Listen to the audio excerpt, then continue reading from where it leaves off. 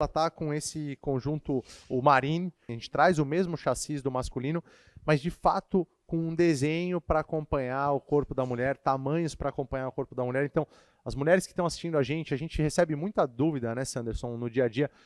Pô, mas não tem, o mercado é carente de produto para mulher, ou muitas vezes o produto para mulher é um produto inferior. Vão até a loja, conheçam, experimentem o conjunto, vocês vão se dar conta de que realmente chegou algo especialmente desenhado para a mulher, para acompanhar o tipo de pilotagem, para acompanhar as formas físicas. Então, a gente vai apresentar eles em duas cores, né? Tem o Marine, que é a versão que a Ana estava utilizando, e o Sunburn, também, que é uma versão que a Ana já desfilou aqui pra gente. Já. Então vocês encontram os dois em vários tamanhos nas lojas aí.